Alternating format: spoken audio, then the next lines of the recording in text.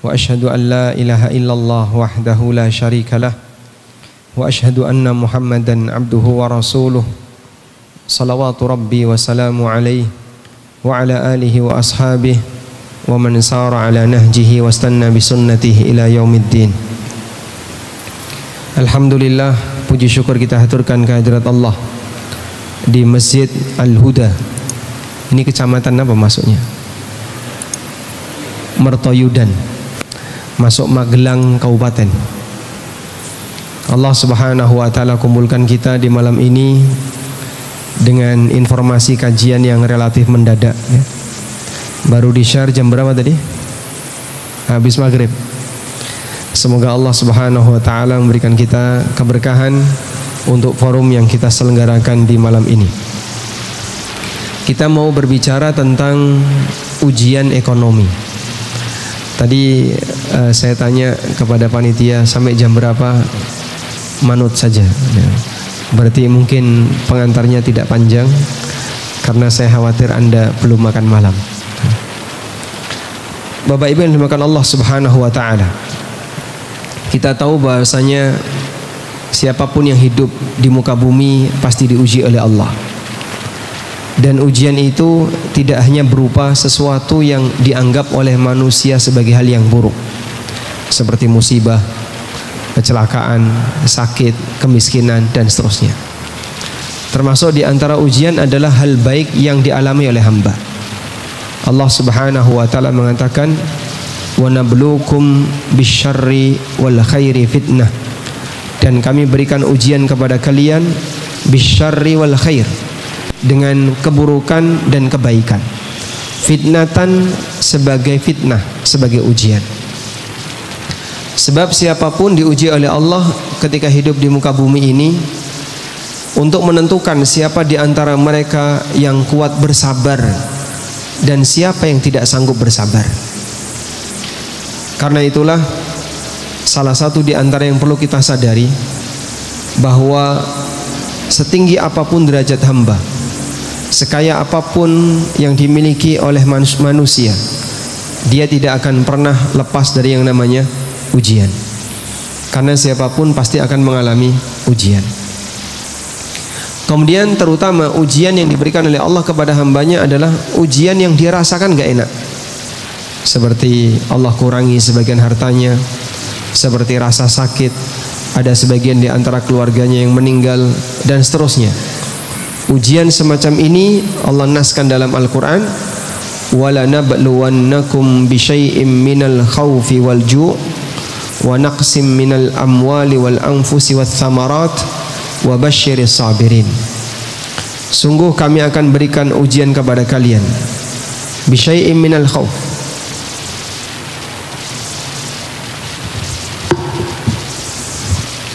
sungguh kami akan berikan ujian kepada kalian bisyai'im minal khauf, dengan adanya rasa takut. Orang ketika dia mengalami ketakutan,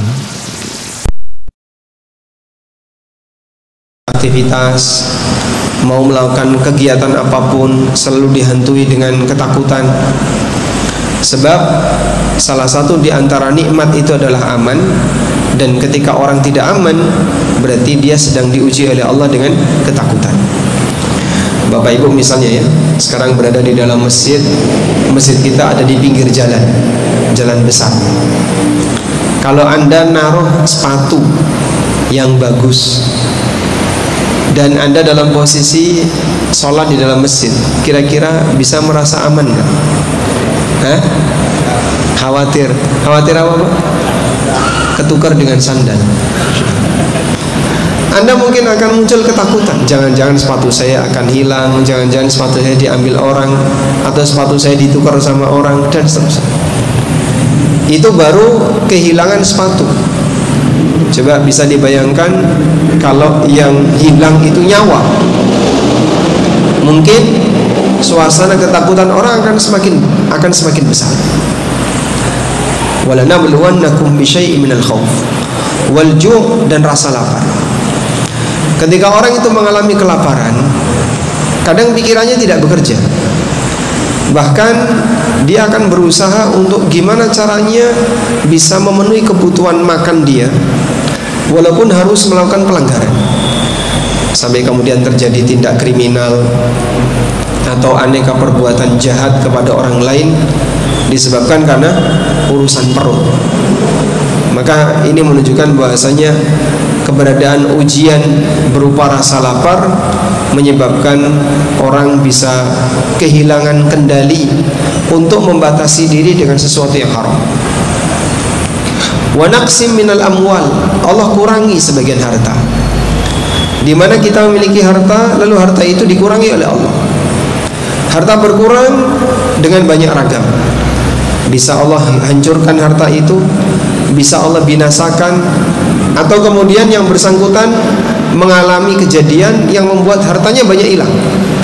Sakit sehingga harus berkali-kali berobat. Mumpung atau mungkin dia punya banyak harta, tapi karena dia harus sering berobat, akhirnya hartanya habis untuk kegiatan berobat. Dia tidak bisa menikmati hartanya selain hanya dimanfaatkan untuk kegiatan berobat. Wal anfus, dan Allah kurangi sebagian jiwa. Ada orang yang kita cintai yang dia meninggal mendahului kita. Allah Subhanahu wa ta'ala kurangi sebagian anggota keluarga kita, dan itu membuat manusia sedih. Wa thamarat, demikian pula buah-buahan, sehingga orang mengalami kondisi dia mengalami paceklik, ada sebagian buah yang tidak bisa dia dapatkan. Wa basyiris sabirin, dan dari semua kondisi itu kabar gembira bagi orang yang sabar. Jadi ketika Allah berikan ujian kepada hamba, sang hamba punya peluang amal yang namanya sabar. Kalau dia tidak punya ujian, maka dia tidak akan punya peluang amal sabar. Ketika dia tidak mengalami ujian, dia tidak akan punya pengalaman untuk bersabar. Namun amal ini baru bisa muncul ketika sang hamba diberi ujian oleh Allah Subhanahu wa ta'ala. Baik, selanjutnya, inti dari sabar itu apa, Pak? Ketika orang dapat ujian, inti dari sabar ketika orang dapat ujian adalah dia menahan diri, jangan akan maksiat di saat dia dapat ujian, baik maksiat lahir maupun maksiat batin. Maksiat lahir contohnya apa? Contoh maksiat lahir ketika orang dapat ujian kematian, ditinggal mati oleh suaminya, nangis gulung-gulung, jambak-jambak rambut, nyobek-nyobek, kadang bentur-benturkan kepalanya di tembok. Dan ini gambaran bahwasanya yang bersangkutan tidak ridha dengan takdir Allah. Makanya Nabi SAW menyebut praktek seperti ini sebagai niyaha. Niyaha itu apa? Meratapi mayit. Nabi SAW memberikan ancaman, an-naihatu idza lam tatub qabla an tamut. Para wanita yang pernah melakukan praktek niyaha, jika dia belum bertobat sebelum dia mati, maka Allah Subhanahu wa ta'ala akan berikan pakaian kepadanya berupa cortimah, dalam keadaan kulitnya penuh dengan kudis besok di hari kiamat. Dia ketika di dunia dapat ujian kehilangan orang yang dia cintai, tapi saat ada pengaruh dia tidak ridho, sampai dia menyatakan dengan aktivitas fisik, ada yang bentur-bentur kepalanya dengan tembok, ada yang jambak rambut, nangis, teriak-teriak, yang disebut oleh Nabi SAW dengan as-saliqah, al-halikah, asyaqah. As-saliqah artinya orang yang teriak-teriak, al-halikah yang gundul rambut. Orang jahiliyah di masa silam kalau suaminya mati, istrinya gundul rambut. Asyaqah yang nyobek-nyobek baju, jadi bajunya ditarik-tarik sampai kancingnya itu brodol. Dan Rasulullah SAW bari'un minhun, berlepas diri dari praktek seperti ini, karena yang bersangkutan tidak ridha dengan takdir Allah Subhanahu wa ta'ala. Karena itulah orang yang menampakkan dia tidak ridha terhadap ujian, ini praktek dosa besar. Yang kedua, ada juga orang yang ketika diuji oleh Allah tapi dia maksiat batin. Maksiat batin gimana? Emosi dia. Gak terima aku nih kayak gini, para terima. Saya nggak terima kalau seperti ini. Allah dolim sama saya, Allah benci saya, emosi.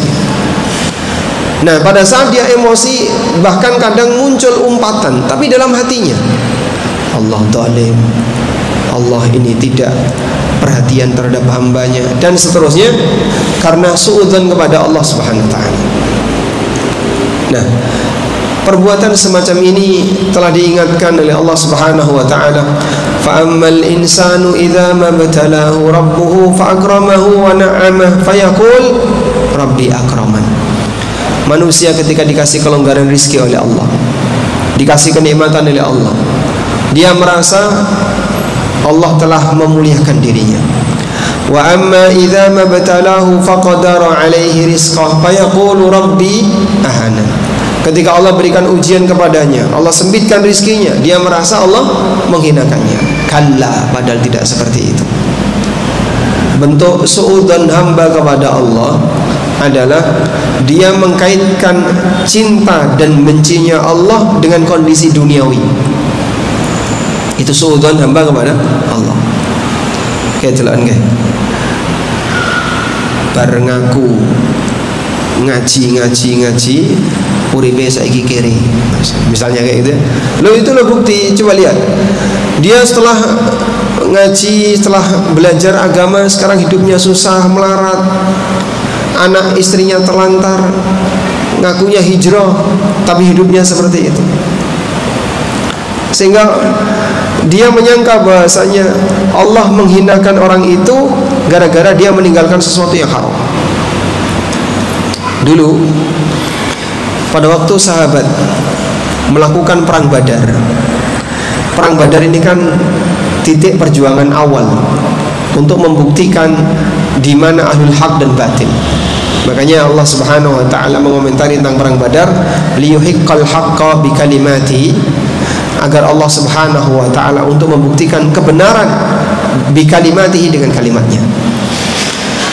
Pada saat terjadi peristiwa perang Badar, orang-orang munafik itu berkomentar, wa idh yaqulul munafiquna walladzina fi qulubihim maradun gharra haula'i dinuhum. Ingatlah ketika orang munafik dan orang-orang yang ada penyakit dalam hatinya, mereka mengomentari para sahabat yang ikut perang Badar, gharra haula'i dinuhum, mereka ini ditipu oleh agamanya. Mereka ditipu oleh agamanya. Mau-maunya Muhammad, mau-maunya mereka ini membela Muhammad, mau-maunya mereka ini membela ajaran agamanya. Dapat apa mereka itu?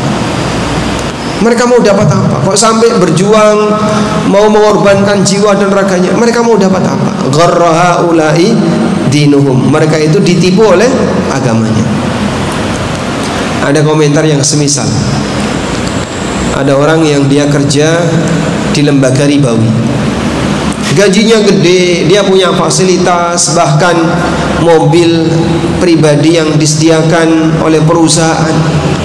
Begitu dia sadar ini riba, resign. Saat dia resign, dikomentari sama sebagian keluarganya, jangan-jangan kamu ditipu sama ustadzmu, jangan-jangan ditipu sama ustadz. Kau ikut pengajian apa? Kok sampai kau berubah seperti ini? Hidupmu sudah enak, fasilitasmu banyak, gajimu gede, tapi tiba-tiba kau tinggalkan semuanya. Emang di negeri ini gampang nyari kerja? Dan aneka komentarnya, jangan-jangan kamu ditipu sama ustadzmu. Nah, makanya kalau ada yang seperti itu, mirip komentar orang munafik di masa silam yang Allah ceritakan dalam Al-Quran. Wa idh yaqulu dinuhum, ingatlah ketika orang munafik dan orang-orang yang ada gharra haula'i dinuhum, para sahabat itu telah ditipu oleh agama. Ditipu enggak? Ketika orang meninggalkan sesuatu yang haram, apakah Anda merasa ditipu, Pak? Suudzon kepada Allah itu loh kebablasan. Sampai ada komentar seolah-olah dia ditipu oleh agama, ditipu Allah. Masya Allah, subhanallah. Maha suci Allah. Apa kepentingan Allah sampai Allah harus menipu hambanya? Allah ngasih kita aturan. Apakah ketika Allah ngasih kita aturan tujuannya untuk menyusahkan hidup kita? Baik, Bapak ketika berpuasa Ramadan, apakah Bapak merasa kewajiban puasa Ramadan itu menyusahkan hidup Bapak? Tidak. Sehingga ketika puasa itu bahagia atau susah? Bahagia. Bahagia. Bisa nggak orang merasakan kebahagiaan dengan adanya kewajiban puasa, adanya kewajiban salat? Bisa. Bisakah orang merasakan kebahagiaan ketika dia mengikuti aturan? Ini nggak boleh saya tinggalkan, dan saya meninggalkan ini saya bahagia. Bisa. Tapi ada orang yang bilang mabuk agama, terlalu letterlek, terlalu apalagi dan seterusnya, dengan aneka, masya Allah. Kalaupun dia sendiri nggak mampu melakukannya, dia melemahkan semangat orang yang melakukannya dengan cara seperti tadi, dikasih aneka komentar, sok mabuk agama, jangan merasa paling bersih, jangan merasa paling, loh, dia tidak merasa, dia itu sedang meninggal, dilarang. Dia tidak pernah mengatakan aku ahlul jannah, tidak. Namun demikianlah jamaah, terkadang ada manusia yang dijadikan oleh setan sebagai pasukannya untuk gembosi semangat sebagian orang ketika dia mau taat kepada Allah. Ada satu penjelasan yang disampaikan oleh Ibnu Qayyim, bagaimana tingkatan godaan iblis kepada hamba. Kata Ibnu Qayyim, iblis akan berusaha untuk menggoda manusia agar mereka berbuat kekufuran, baik praktek syirik, sihir maupun praktek kekufuran yang lain. Ketika iblis tidak mampu untuk mengarahkan manusia berbuat kekufuran semacam ini, maka iblis akan menggoda manusia untuk melakukan praktek menyalahi aturan agama, membuat aturan baru, sehingga akidahnya akidah yang menyimpang, tapi tidak sampai pada tingkatan kesyirikan. Amaliyahnya amalan yang menyimpang dari sunnah Nabi SAW, tapi tidak sampai pada tingkatan kesyirikan. Ketika nggak bisa, orangnya komitmen dengan ajaran Nabi SAW, maka iblis menggoda orang ini untuk meninggalkan kewajiban agama, sehingga sholatnya dibuat bolong, zakatnya dibuat kurang, dan aneka kewajiban yang lain diupayakan oleh iblis agar dia tidak berhasil melakukannya. Tapi ternyata orang ini tetap komitmen menjalankan kewajiban, maka dia digoda oleh iblis untuk sibuk dengan hal yang mubah, cuman mainan HP, menghabiskan waktu yang lama hanya untuk menatap sebuah layar, gak ada gunanya, scroll. Tapi orang ini ternyata nggak bisa. Dia selalu memanfaatkan waktunya untuk kebaikan. Maka iblis menggoda dia untuk salah dalam memilih prioritas. Akhirnya dia lebih condong kepada amal sunnah daripada amal yang wajib. Ketika itu tidak bisa, masya Allah, tetap orangnya ini pintar, sehingga dia tahu prioritas. Yang wajib didahulukan, yang sunnah dinomor duakan. Nah, pada saat semua peluang-peluang itu tidak berhasil dilakukan oleh iblis, maka yang terakhir, dia manfaatkan bala tentaranya di kalangan manusia untuk gembosi orang ini, untuk melemahkan orang ini, sehingga mereka manusia ini diminta untuk komentar, serang dia, komentari dia, sok suci, komentari lagi, oh paling ahli surga, paling ini, paling ini. Akhirnya tujuannya ketika dia merasa dipojokkan, nanti akan ikut arus. Dan ada banyak orang yang nggak kuat dengan itu. Saya tuh nggak kuat dengan komentar orang, nggak kuat, lama-lama akhirnya dia tinggalkan. Pak, komentar yang Anda terima tidak lebih berat dibandingkan komentar yang diterima oleh Nabi SAW. Mereka mengatakan gimana? Ya ayyuhalladzi nuzzila alaihil qur'anu innaka lamajnun. Wong sing duwe Quran, yang Quran diturunkan kepadanya, kowe iki gendeng. Innaka lamajnun.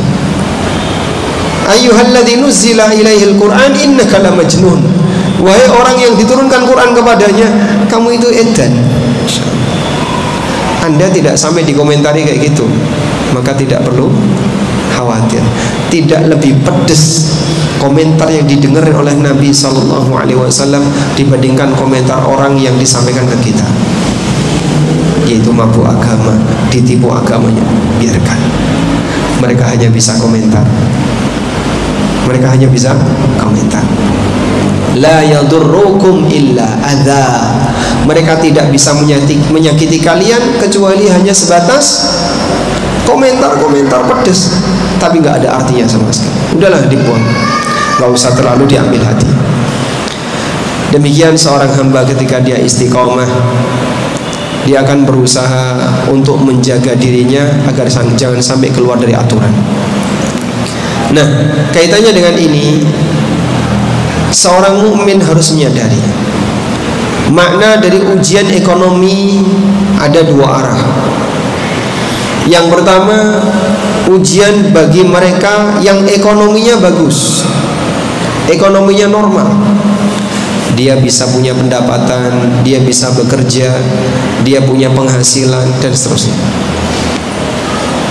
Untuk jenis seperti ini, ujiannya adalah dia diuji jangan sampai mengambil yang haram. Ujian ekonominya apa? Dia diuji jangan sampai mengambil sesuatu yang haram. Pak, itu orang hidupnya nyaman, Pak, bisnisnya lancar. Ujiannya apa, Pak? Dia diuji jangan sampai mengambil sesuatu yang haram. Orang kalau bisnis lancar, peluang haramnya ada nggak? Besar. Kadang-kadang ada penawaran A, penawaran B, penawaran C. Masya Allah, ini peluang ya. Kalau nggak diambil, nanti diambil sama orang. Mending aku yang ambil daripada orang lain. Cuman harus ada syarat. Sogok dulu, suap dulu, perjanjian gratifikasi, bagi hasil dengan orang dalam, dan seterusnya. Bapak mau terima, tapi dosa. Anda harus melakukan praktek yang dilaknat oleh Nabi SAW. La'ana Rasulullah SAW ar-rashi wal murtashi wal ra'ish. Rasulullah SAW melaknat orang yang nyogok, yang nerima sogok, wal ra'ish, dan perantara sogok. Semuanya dilaknat. Jadi kamu kalau ngambil proyek ini, lalu ada kesepakatan seperti itu, nanti harus ada bagi hasil, ngasih gratifikasi, dan seterusnya, ya akan ada akibat buruknya yang akan kau terima karena praktek ini sogok. Baik, sehingga dia diuji oleh Allah, di mana ketika dia semakin tinggi, anginnya makin kenceng. Masya Allah, dulu waktu masih kerja yang atau usahanya masih biasa-biasa saja, masih bisa ngaji, masih bisa kumpul sama majelis orang-orang soleh. Sekarang begitu di atas, hilang komunitas. Pak, ini ada di mana? Keluar kota, lagi ada bisnis puter terus. Gitu? Kenapa?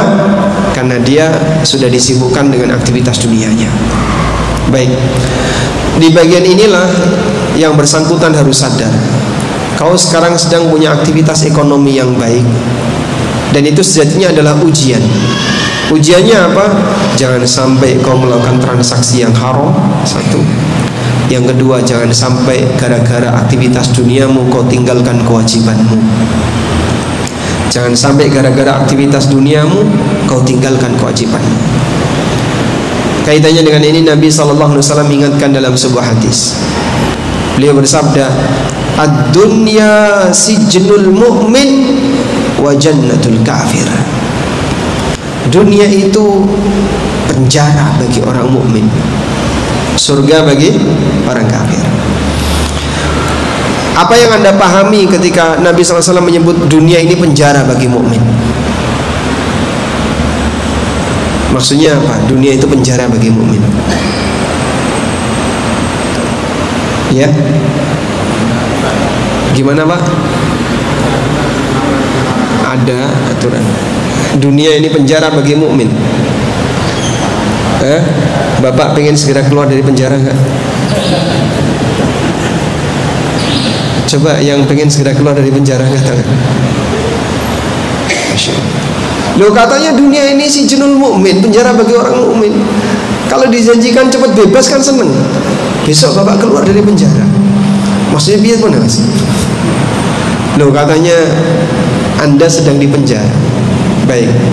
Yang dimaksud bahasanya dunia ini penjara bagi mukmin adalah yang namanya orang di penjara itu dibatasi. Sehingga dia tidak bebas melakukan A, tidak bebas melakukan B, melakukan C, sebagaimana orang di luar. Oleh karena itu mukmin perlu menyadari, kenapa sih Pak kok ini nggak boleh, ini nggak boleh, ini nggak boleh. Sempat ada jamaah yang tanya, sebenarnya alasan kuatnya itu apa? Kenapa ini nggak boleh? Ya, memang nggak boleh, mau gimana lagi? Mau gimana lagi? Ini nggak boleh. Tapi kan ini menguntungkan, ini peluangnya. Iya. Tapi ini nggak boleh. Kayak gini nggak boleh. Terus alasannya itu apa? Alasannya dunia penjara bagi kamu. Kau tidak boleh bebas melakukan apapun. Allah kasih aturan. Ya meskipun ya sebenarnya kita bisa berijtihad atau ulama berijtihad menggali hikmah. Kenapa ada larangan A, kenapa ada larangan B? Kenapa sih Pak riba kok dilarang? Kan banyak orang berpikiran riba itu menguntungkan. Makanya pembela-pembela riba, pembela-pembela transaksi yang dinyatakan oleh para ulama sebagai riba, lalu dia bilang itu enggak riba. Pertimbangan dia adalah ini sumbu ekonomi. Kalau ini dilarang, nanti ekonomi kita goyang. Akhirnya dengan pertimbangan bahasanya ini adalah poros ekonomi, menurut dia nggak boleh seperti ini dilarang. Padahal itu praktek riba. Baik. Namun seorang mukmin menyadari, iya, saya ini hidup di dunia dan dunia itu ibarat penjara bagiku. Oleh karena itu saya perlu sadar, saya tidak punya kebebasan 100%. Ada bagian yang harus saya perhatikan, terutama yang dilarang. Ini nggak boleh, ini nggak boleh, ini nggak boleh. Baik. Namun banyak manusia yang kadang tidak peduli seperti ini. Dan semakin jauh dari zaman kenabian, pelanggaran berkaitan dengan masalah ekonomi makin besar. Sampai Rasulullah SAW pernah menyebutkan dalam hadis riwayat Bukhari, sayati 'alan nasi zamanun la yubalil mar'u ma akhadha min. Akan datang satu zaman di tengah umat manusia di mana orang tidak peduli dari mana dia mengambil harta. Amin halalin amin haram. Apakah dari yang halal ataukah dari yang haram? Gak peduli gimana Pak? Sudah tahu itu dilarang tapi gak dikubris. Ah, bodoh amat. Ngapain ngurusnya kayak gitu? Buat apa ngurusnya kayak gitu? Dah, ditinggalkan saja. Saya pengen jadi orang yang bebas. Masya Allah. Makna yang kedua, tidak peduli halal haram adalah gak mau belajar. Banyak orang yang dia sama sekali tidak mau mengenal mana yang halal, mana yang haram, sama sekali tidak mau mengenal. Misalnya Bapak survei saja ya, di pasar manapun Pak, mau yang tradisional maupun yang modern ya, datang ke para penjual, ngerti nggak Pak riba itu apa? Riba, ya pernah kerungu Mas riba. Lah apa itu Pak? Kalau rabi saya ngerti, kalau riba tidak ngerti. Masya Allah Pak. Jadi dia nggak pernah ngerti riba itu apa, macam-macam riba itu apa. Bisa jadi dia pelaku riba tanpa sadar. Ya. Oleh karena itu kita bersyukur kepada Allah ketika Allah berikan kita kesadaran untuk mau, kesadaran untuk mau belajar, mengenal mana yang halal, mana yang haram di saat krisis seperti ini terjadi di tengah masyarakat. Banyak orang sudah mulai tidak lagi punya keinginan untuk belajar. Nah, materi pelajaran apa yang menurut Bapak paling berat? Siapa lagi yang saya tanya? Coba ini. Materi pelajaran apa yang menurut Bapak paling berat? Matematika. Materi agama ya. Yang menurut Anda paling berat?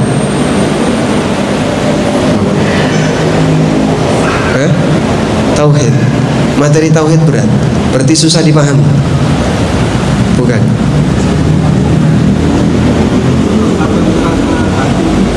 Berkaitan dengan masalah batin. Baik. Ada banyak sekali misalnya orang yang merasa keberatan ketika diajak belajar yang serius. Wah, aku nek kon ngaji kaya ngono, rasane berat, Mas. Aku nek kon sinau kaya ngono, rasane berat. Akhirnya dia jadi orang yang bodoh agama abadi karena nggak mau mendekat. Ada juga yang ketika pengen belajar dia ketakutan. Kok nek ngerti apa-apa dadi ra entuk. Kalau tahu nanti semuanya jadi nggak boleh, ini nggak boleh, nggak boleh. Akhirnya dia menghindar. Dalam Al-Quran Allah gambarkan ada manusia yang ketakutan untuk mendengarkan Al-Quran. Fama lahum 'anit tadhkirati mu'ridin. Kenapa mereka berpaling dari tazkirah, dari peringatan yang Allah turunkan? Ka'annahum humurum mustanfirah farrat min qaswar. Perumpamaan mereka itu seperti keledai yang ketakutan, farrat min qaswarah, yang lari dari singa. Kapan keledai itu lari dari singa, Pak? Apa mendekat dulu? Oh, singa, lari. Atau ketika melihat dari jauh sudah lari? Melihat dari jauh sudah lari. Sehingga binatang-binatang yang menjadi mangsanya singa, ketika mereka melihat singa dari kejauhan, mereka sudah lari duluan. Masya Allah. Jadi ada orang yang ngrungono durung, Pak, tapi masih di sini. Mendengarkan saja belum, tapi dia sudah takut duluan. Saya punya buku Ada Apa Dengan Riba itu. Buku itu pernah dipajang dalam jualan ya, di display di jualan. Tiba-tiba ada jamaah yang lewat, terus dia nunjuk, buku ini saya belum berani baca. Buku ini saya belum berani baca. Saya nggak berani baca buku ini. Loh, kenapa nggak berani baca buku ini? Sudah takut dengan judulnya. Isinya belum ngerti kok. Isinya saja dia belum tahu. Bagian mana yang dia takuti? Apakah syariat ini datang dengan wajah menyeramkan? Apakah aturan ini datang dengan penuh menakutkan? Allah jadikan itu rahmat, jamaah. Wa ma arsalnaka illa rahmatan lil alamin.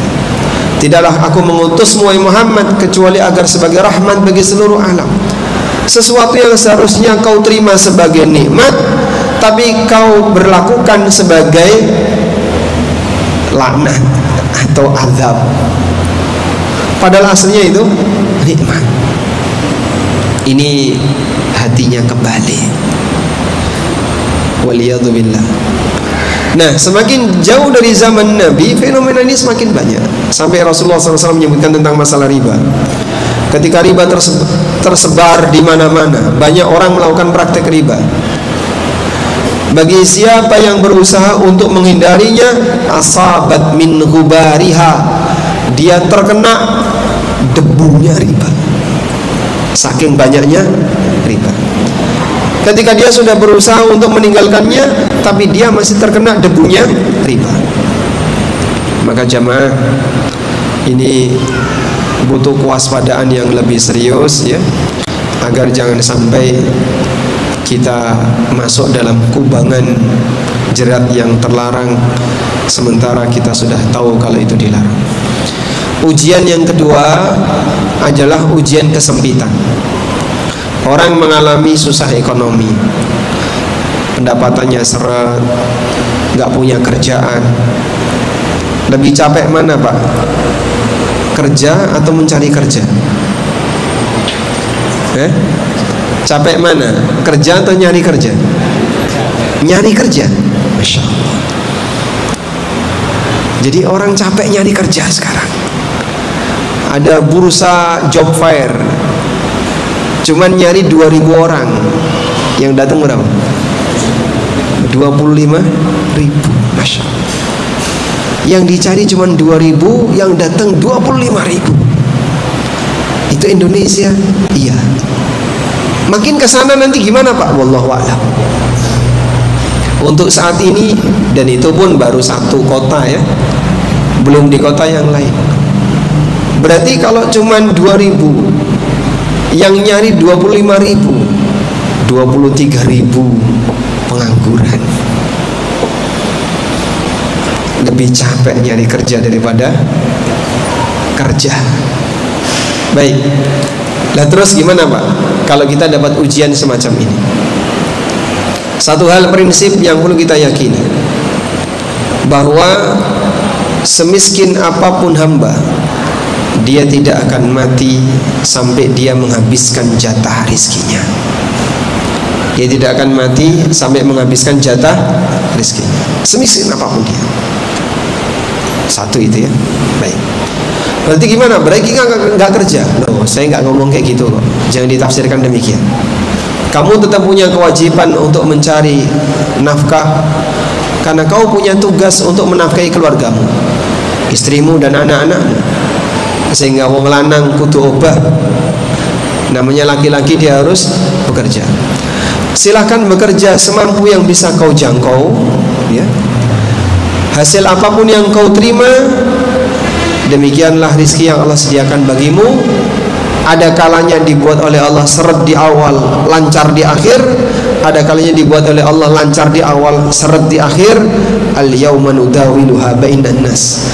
Hari-hari di mana Allah putar di tengah umat manusia, sehingga kadang di atas jadi di bawah, kadang di bawah naik ke atas. Yang penting kau sabar, kedepankan prinsip jujur, keterbukaan ketika beraktivitas muamalah, insya Allah akan datang keberkahan.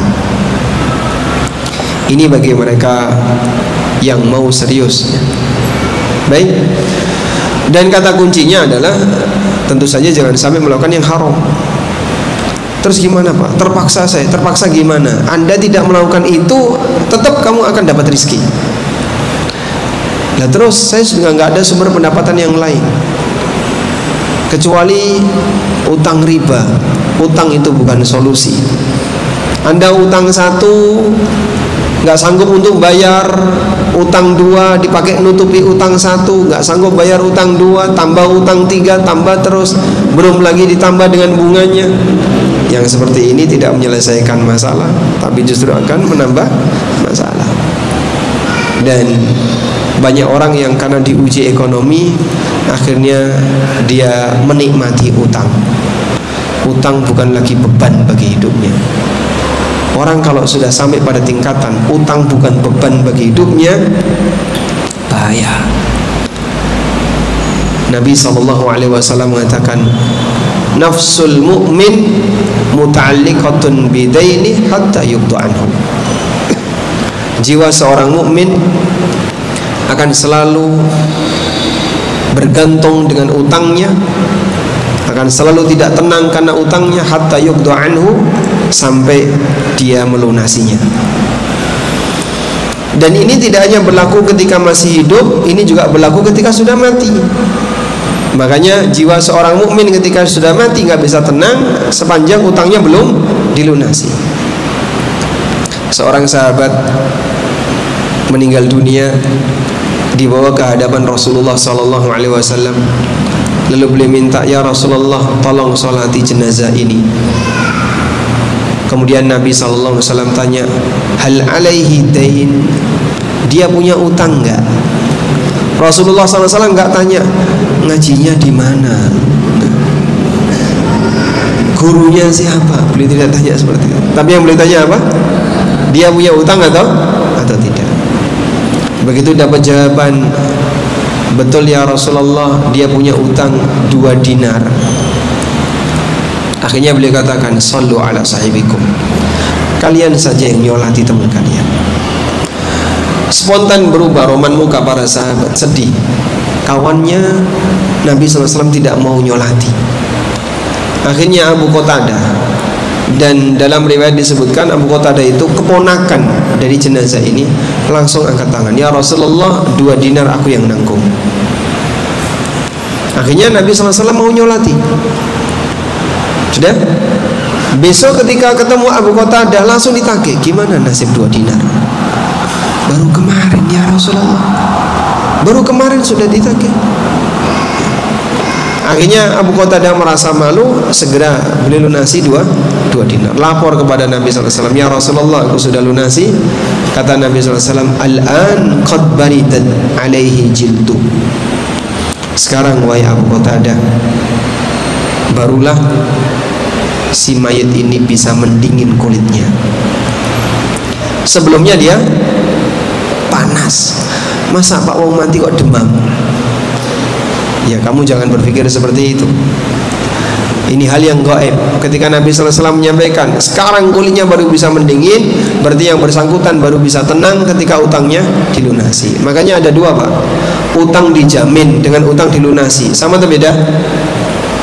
Utang dijamin dengan utang dilunasi, sama atau beda? Beda. Utang dijamin itu gimana Pak? Dia merasa bahwasanya nanti ada yang menjamin utangnya. Saya masih punya anak kok, ada yang saya tinggalkan, saya punya rumah, saya punya ini. Nanti pun kalau saya mati, itu yang akan dijadikan untuk menutupi utang saya. Yang jamin siapa?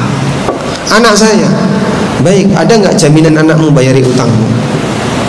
Banyak anak ketika ditinggal mati oleh bapaknya, langsung dia merasa sayang dengan hartanya. Akhirnya langsung dibagi waris, utang bapaknya ditinggalkan, nggak diperhatikan. Akhirnya apa? Sang bapak yang capek kerja, dia dapat harta, tapi hartanya dinikmati oleh anaknya dan beban dia tidak dihilangkan. Dan masih banyak kasus seperti itu. Oleh karena itu berpikirlah bagi kaum muslimin ya, untuk mewaspadai yang namanya praktek semacam ini. Karena pada posisi ketika orang itu terpuruk dan dia banyak utang, nambah utang itu bukan solusi. Nambah utang itu bukan solusi. Baik. Selanjutnya, pada saat orang diuji oleh Allah dengan ujian ekonomi, lalu dia bersabar dan meyakini semua ini akan pasti ada ujungnya. Sebab kondisi tidak enak itu tidak selamanya. Kondisi tidak enak tidak selamanya. Allah Ta'ala berfirman, kadzalika yubayyinullahu ayatihi lin-nasi la'allahum yatafakkaruna fid dunya wal akhirah. Demikianlah Allah jelaskan kepada manusia tentang ayat-ayatnya agar mereka berpikir tentang hidup dunia dan akhirat. Ada satu tafsir yang disampaikan oleh Al-Hafidz Ibnu Katsir. Beliau mengatakan, sebagian ulama salaf menyebutkan la'allahum yatafakkaruna fid dunya wal akhirah, agar mereka merenungkan kehidupan dunia dan akhirat. Maksudnya adalah dia merenungkan bahwa hidup di dunia ini isinya amal dan ujian. Kemudian nanti dia akan masuk ke negeri akhirat yang isinya hisab dan balasan. Dia menyadari anna dunya daru bala'in, dunia itu adalah negeri ujian. Tsumma intaqala ila dari jazain, kemudian dia nanti akan berpindah kepada negeri pembalasan. Dan yang namanya negeri ujian itu tidak selamanya pahit-pahit, tapi ora salah wasi, ada ujungnya. Ujungnya apa Pak pahit itu Pak? Ada 2. Ujian itu dicabut oleh Allah, atau yang kedua kematiannya. Sehingga kalau misalnya ya, orang mengalami ujian ekonomi yang sangat parah dan dia tahan, dia nggak utang, dia tidak meminta-minta, dia tidak melakukan kriminal, dia tahan, tetap nyari yang halal sebisanya. Tapi ya pahit benar. Apakah itu selamanya? Tidak. Pahit ada ujungnya. Akan ada satu masa di mana orang akan berhenti mendapatkan ujian. Karena ujian itu sifatnya tidak selamanya. Nah, begitu selesai dia berada di ruangan ujian, dia akan masuk ke ruangan pembalasan. Di ruangan pembalasan ini hanya ada dua kemungkinan, antara bahagia abadi atau celaka abadi. Maka bersabarlah di ruangan ujian yang waktunya jauh lebih pendek dibandingkan ruangan balasan. Ketika seorang hamba itu bersabar di ruangan ujian, dia tahan diri, dia sabar, dia tabah, maka nanti akan mendapatkan balasan kebahagiaan abadi. Nah, karena itu jamaah, menyadari akan hal ini, kita diajarkan sebagai mukmin untuk menyadari bahwa ujian itu bukan sesuatu yang sia-sia. Allah Subhanahu wa ta'ala akan jadikan itu sebagai penambah pahala dan penghapus dosa. Baik, sebenarnya apa tujuan besar Allah berikan ujian? Baik ujian yang menyenangkan manusia maupun yang dianggap menyusahkan bagi manusia. Di surat Al-Hadid Allah Subhanahu wa ta'ala sebutkan tujuan itu. Allah Ta'ala mengatakan, ma asaba min musibatin fil ardi wala fi anfusikum. Semua musibah yang terjadi di muka bumi maupun yang menimpa kalian, illa fi kitabin min qabli an nabra'aha. Semuanya ada dalam buku catatan takdir sebelum Allah menciptakan langit dan bumi. Inna dzalika 'ala Allah yasir, dan itu mudah bagi Allah. Lalu Allah katakan, likaila ta'sau 'ala ma fatakum wa la tafrahu bima atakum. Kenapa ada ujian? Hidup itu dibuat oleh Allah bergelombang. Kadang raina, enak gitu Pak ya. Sehingga hidup kita gimana Pak? Fluktuasi. Kadang enak, kadang raina. Likaila ta'sau 'ala ma fatakum. Agar kalian tidak putus asa terhadap apa yang tidak kalian dapatkan, terhadap apa yang hilang dari kalian, terhadap musibah yang kalian alami. Tidak putus asa gimana? Itu sudah takdir Allah, tidak mungkin akan kalian tahan, tapi kau dapat pahala dari situ jika bersabar. Wala tafrahu bima atakum, dan agar kalian tidak merasa sombong dengan kelebihan yang kalian punya. Sebab sebagian orang ketika punya kelebihan dia jadi sombong. Nah, untuk menahan sombongnya itu dibuat ujian oleh Allah turun. Sehingga kadang dia mengalami hal yang baik biar tidak merasa urip kok ra enak terus, ono enake. Dan terkadang dibuat oleh Allah susah biar dia tidak merasa sombong dengan kelebihan yang dia miliki. Masya Allah. Karena itu sebagai muslim, kalau kita paham bahwasanya tujuan ini dari keberadaan ujian adalah agar kita bisa bersabar, maka hakikatnya ujian yang diberikan oleh Allah kepada hambanya, baik ujian ekonomi, ujian fisik maupun ujian yang lain, tidak ada yang sia-sia bagi mukmin. Allah Subhanahu wa ta'ala mengatakan, wala tahinu fi ibtigha'il qaum in takunu ta'lamuna fa innahum ya'lamuna kama ta'lamun. Kalaupun kalian merasa sakit, gak enak, sesungguhnya mereka orang kafir juga merasakan yang sama. Orang kafir yang miskin ada gak Pak? Ada. Rasanya gimana? Ya ora enak. Mungkin dia akan merasakan gak enak. Baik, tapi ada satu hal, wa tarjuna minallahi ma la yarjun. Kalian punya harapan di sisi Allah yang tidak mereka miliki. Wallahu alam. Demikian yang bisa kita sampaikan, semoga bermanfaat.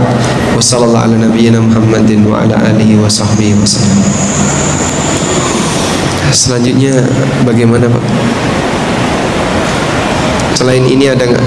Ada yang mau disampaikan langsung atau? Nah, silakan.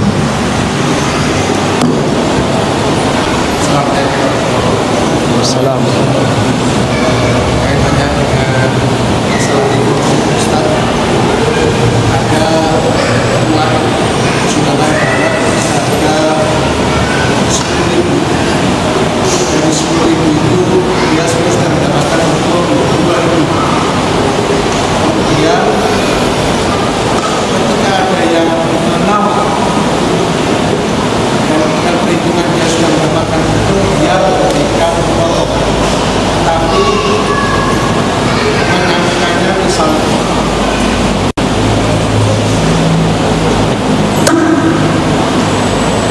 Bismillahirrahmanirrahim. Assalamualaikum warahmatullahi wabarakatuh. Waalaikumsalam warahmatullahi wabarakatuh. Izin bertanya Ustadz, kaitannya dengan masalah ekonomi dan transaksi muamalah. Ada fulan memiliki barang seharga 10.000. Dari 10.000 itu dia sebenarnya sudah dapat untung katakanlah 2.000, sehingga dia seandainya memberikan diskon itu masih bisa bermain di angka 9.000 atau 9.500 misalnya seperti itu. Nah, ketika ada yang menawar barang supaya barang laku, dia misalkan mengatakan boleh dijual dibeli 8.000, tapi tolong jangan bilang siapa-siapa ya, ini khusus untuk jenengan. Ini mungkin apakah ini bahasa marketing atau ini saya kurang tahu. Tapi dengan kalimat yang sama berlaku bagi orang lain yang minta diskon gitu. Pak, boleh enggak ini saya bayarnya cuma 9.000, khusus ibu, khusus bapak silakan, tapi tolong jangan bilang siapa-siapa, tetap diberi itu. Jadi dia masih dapat untung. Nah, kira-kira bahasa ini apakah bahasa marketing ataukah gimana, ini intinya boleh atau tidak?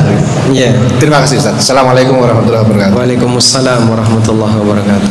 Nah, kalau dia tadi sudah bilang ini khusus untuk kamu ya, tapi ternyata di tempat yang lain atau di konsumen yang lain dia juga ngasih yang sama, berarti kan dia bohong. Dia bohong dengan itu. Kecuali kalau misalnya untuk jenengan harganya 8.050 rupiah khusus Anda. Loh, kok ono tambah 50 itu? Makanya khusus untuk Anda 8.050 rupiah. Nanti konsumen yang lain 8.100 rupiah khusus jenengan. Konsumen berikutnya 8.150. Jika memang seperti itu boleh. Sehingga real memang khusus untuk orang ini, tidak berlaku bagi yang lain. Tapi kalau kemudian di A diberlakukan yang sama dengan B, dengan C, dengan D, dan dia selalu bilang jangan bilang siapa-siapa ya, ini khusus untuk Anda, berarti kan sebenarnya dia bohong. Oleh karena itu kalau memang ada kesengajaan demikian ya, menggunakan bahasa mengelabui konsumen seolah-olah itu murah biar dia mau beli, tapi dengan bahasa ini khusus untuk kamu, padahal sebenarnya tidak khusus untuk dia, ya ini kebohongan publik. Wallahu a'lam. Cukup, ada lagi?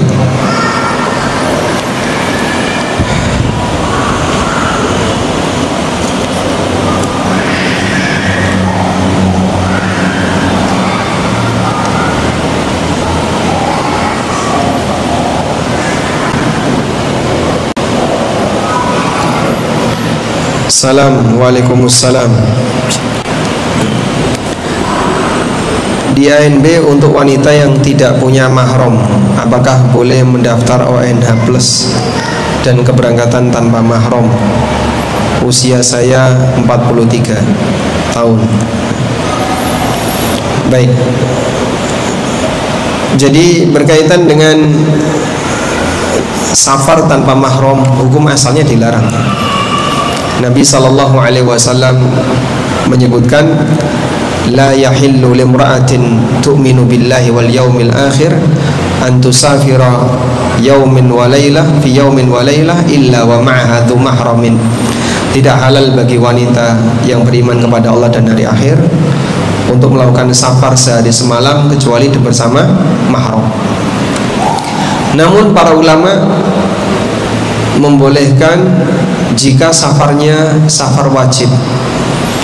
Safar wajib itu contohnya safar haji, itu safar wajib untuk haji yang pertama, atau safar umroh untuk umroh yang pertama. Bagi yang haji pertama atau umroh pertama berarti dia melakukan safar wajib, diperbolehkan untuk melakukannya tanpa mahram. Dan ini pendapat Syekhul Islam Ibnu Taimiyah dan pendapat sebagian ulama Syafi'iyah. Oleh karena itu, apabila ada wanita yang daftar ONH Plus karena untuk haji dan itu haji pertama, sebagian ulama masih memberikan toleransi, hukumnya diperbolehkan. Wallahu a'lam. Assalamualaikum warahmatullahi wabarakatuh. Waalaikumsalam warahmatullahi wabarakatuh.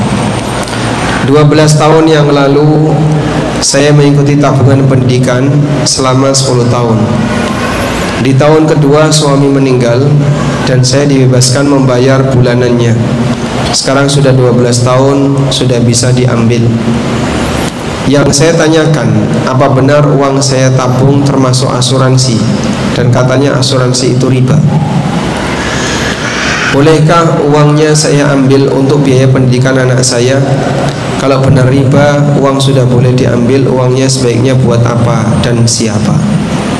Nah, catatan lembaganya syariah. Baik. Jadi pada prinsipnya asas asuransi itu gharar. Asas asuransi itu gharar. Ghararnya gimana, Pak?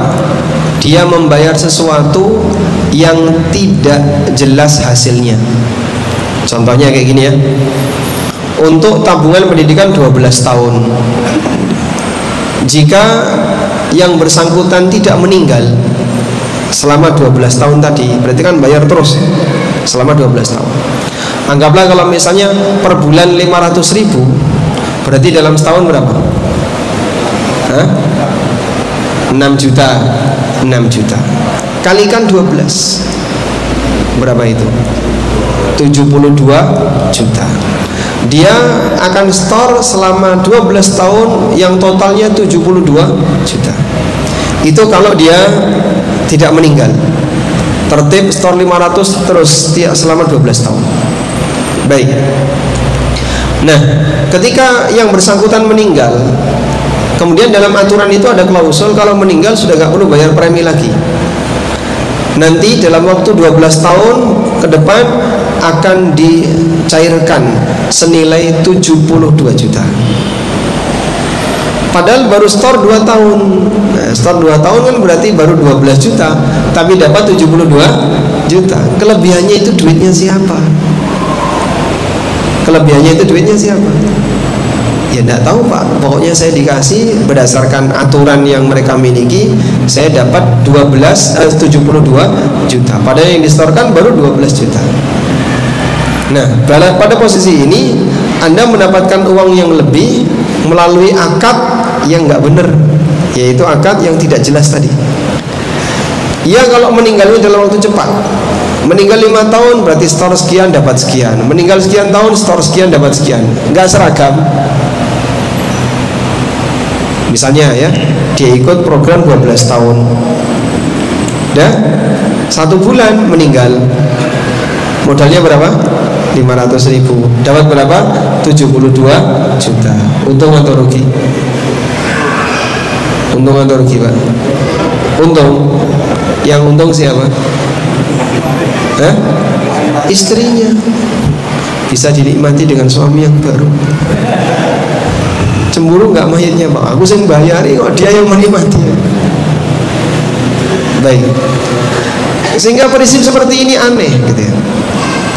Ya, tapi Pak, itu kan bagian dari ikhtiar. Ikhtiar ya cari yang mubah, jangan cari yang gharar. ada salah satu dai yang bilang asuransi itu bagian dari ikhtiar, judi juga ikhtiar, riba kok disebut ikhtiar, semuanya ikhtiar. Cuman masalahnya ikhtiarnya ini halal atau haram. Kalau caranya nggak benar, ya jangan dilakukan. Jika misalnya, jika bapak kehilangan barang, siapa yang harus menanggung resiko? Ya yang punya barang. Jangan kau bebankan resikomu ke orang lain. Saya akan bayari kamu, nanti kalau suami saya meninggal, kau harus menanggung resiko saya. Ya tidak bisa. Padahal yang namanya resiko itu tidak jelas. Paham ya? Sehingga prinsip asuransi ini 100% murni akadnya gharar. Nah, asuransi yang syariah itu gimana, Pak? Katanya ada asuransi syariah. Asuransi syariah itu seperti iuran kematian. Maksudnya gimana? Orang bayar premi dengan nilai tertentu tapi iuran dan sifatnya sukarela. Asuransi sosial itu sifatnya sukarela. Dia tidak mencari keuntungan. Misal dalam satu RW dibuat iuran kematian, per kakak bayar dalam satu bulan 20.000 per kakak, ya, per kakak per bulan. Baik. Lalu ada keluarga A.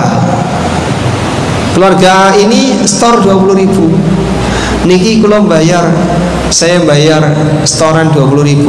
Semoga bulan depan aku yang dapat ya. Kira-kira tumon mboten Pak? Ketemu nggak orang seperti ini? Ya, nggak ketemu ya. Maka saat orang itu store 20.000, niatnya apa? Ya, saya sedekah 20.000. Kok barangkali ada salah satu anggota kampung ini yang mengalami musibah, ada keluarganya yang meninggal atau sakit, akumulasi dari iuran tadi bisa kita pakai untuk santunan kepada keluarganya. Nah, itulah asuransi sosial. Tujuannya apa? Murni saling membantu dan tidak ada unsur untuk mencari keuntungan. Oleh karena itu, kalau mau asuransi sosial, iuran bareng untuk kegiatan bareng gitu. Tapi kalau kemudian bentuknya, ya saya pasok ini, nanti kamu yang harus nanggung resiko saya, nah itu asuransi komersil. Wallahu a'lam. Kemudian ketika Anda sudah mendapatkan uang senilai itu, saya sarankan kalau Anda masih punya tabungan yang lain selain duit ini, maka Anda ambil senilai yang pernah distorkan selama 2 tahun itu, sisanya serahkan kepada fakir miskin.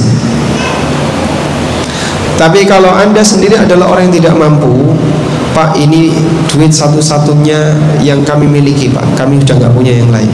Baik, Anda ambil senilai 12 juta ya. Sisanya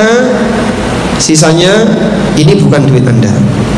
Maka karena Anda juga tidak mampu, boleh mengambil sebagian, karena posisi Anda juga orang yang tidak mampu, lalu serahkan ke orang lain sisanya.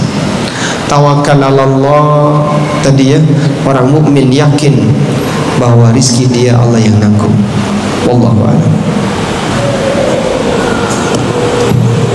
Bismillah. Assalamualaikum warahmatullahi wabarakatuh. Waalaikumsalam warahmatullahi wabarakatuh. Izin bertanya Ustaz, misalkan ada seseorang itu si A katakanlah ya, si A berutang kepada si B 1 juta tahun 2000, kemudian diberikan batas waktu katakanlah 1 tahun, sudah diingatkan dan lain sebagainya, ternyata belum dibayar katakanlah sampai tahun 2025, berarti sekitar 25 tahun. Nah, alhamdulillah saya juga pejuang anti riba lah istilahnya. Nah, jadi terkadang ada orang-orang yang berpikiran bahwa ini harus dikasih bunga gitu. Nah, gimana cara mengkanter pendapat-pendapat mereka yang mengatakan harus dikasih bunga ini gitu Ustaz? Jadi utangnya mengendap selama ya misal sampai 25 tahun. 25 tahun. Ya. Terima kasih Ustaz. Assalamualaikum. Waalaikumsalam warahmatullahi wabarakatuh. Sebenarnya ini sudah dibahas oleh para ulama untuk solusi apabila terjadi hiperinflasi. Hiperinflasi berarti kenaikan selisih yang terlalu jauh antara harga nilai dulu dengan nilai belakangan. Nah, batasan hiperinflasi yang ditoleransi oleh para ulama itu 30%. Sehingga kalau selisih dulu dan sekarang 30%, maka sudah boleh ada faktor koreksi. Jadi Allah memberikan kita solusi penyelesaian riba itu dalam firman-Nya di surat Al-Baqarah, falakum ru'usu amwalikum la tadlimuna wa la tuzlamun. Kalian punya hak untuk mendapatkan sesuai dengan harta pokok kalian, la tadlimuna wa la tuzlamun, sehingga kalian tidak mendolimi dan tidak didolimi. Anda garis bawahi kalimat tidak mendolimi dan tidak didolimi. Contoh, di tahun 71 si A utang kepada si B senilai 500.000 tahun 71. Dan 2025 mau dibayar. Ya. Kalau dibayar persis sesuai nilai utang dulu, dhisik aku utang 500, tak balikno ya 500, dikembalikan 500.000. Kira-kira si B sebagai pemilik piutang mendolimi atau didolimi? Dia didolimi. 500.000 tahun 71, Pak. Bisa dipakai beli apa di sini? Ngampling tanah. Nggih. Tahun 71 500.000 dapat tanah? Dapat ya? Dapat. Sehingga dulu mungkin harga tanah 20.000 per meter di daerah Belundu atau di daerah manalah, bahkan di sekitar sini 20.000 per meter, 500.000 dapat sekian meter. Sekarang 500.000 dipakai parkir selama sebulan habis biaya parkir kok. Baik, terus gimana itu Pak? Ya kalau dia mengembalikan 500.000 itu akan mendolimi siapa? Si pemilik piutang. Ini kejadian ya, sekitar 2016. Jadi saudaranya mbah saya sudah meninggal waktu bapak masih kecil. Nah, beliau punya saudara sampai saya punya anak, saudaranya Simba ini masih hidup. Beliau pernah transaksi tanah di tahun 70 berapa gitu, dan mau dibereskan, dilunasi tahun 2016. Kejadiannya 2016an. Nah, itu Masya Allah ya, sempat agak tegang karena semuanya sudah meninggal. Yang tua-tua sudah meninggal, bapaknya sudah meninggal, sehingga tinggal anaknya ini. Tinggal anaknya. Pihak keluarga, berarti sepupu bapak saya, anaknya si Mbah tadi, minta bayar sekian puluh juta. Mereka nggak mau, riba ini, masa minta kelebihan? Harusnya riba. Nah, mereka tahu di keluarga itu ada saya. Jadi sampai keluarga mereka itu WA saya, kamu kan ngerti riba, kenapa ada seperti ini? Wah, saya nggak mau ikut campur. Saya tidak dilibatkan kok. Tapi saya paham. Tega nggak kamu misalnya, anggaplah dulu utang 500.000, tiba-tiba sekarang bayar niki 500.000, ya nangis. Dapat apa dia? Kenapa kau utang selama itu nggak segera diselesaikan? Padahal dia punya banyak harta yang sebenarnya bisa dipakai untuk nyicil ketika itu, tapi dibayar dengan cara diirit-irit pelan-pelan. Ya ini bahaya kayak gini. Nah, sudah. Nah, kalau kita lihat yang benar gimana Pak? Kembalikan kepada harga emas. Kembalikan kepada harga emas. Jadi yang dijadikan standar emas. 500.000 tahun 71 dapat emas berapa gram? Dulu Pak harga emas 10.000 Pak. Ya sudah, berarti 500.000 dapat berapa itu? 50 gram. Kamu bayar 50 gram emas. Pakai emas boleh, pakai uang boleh, senilai 50 gram. La tadlimuna wa la tudlamun. tidak mendolimi dan tidak didolimi. Sehingga utang tahun berapa tadi? 2000 dibayar 2025. Selama 25 tahun konversi dulu ke emas, baru dirupiahkan. Wallahu a'lam. Menjawab. Demikian, semoga yang kita bahas ini bermanfaat. Allahumma anfa'na bima 'allamtana wa 'allimna ma yanfa'una warzuqna 'ilma. Wa sallallahu ala nabiyyina Muhammadin wa ala alihi wa sahbihi wa sallam. Wa akhiru da'wana alhamdulillahi rabbil alamin. Wassalamu alaikum warahmatullahi wabarakatuh.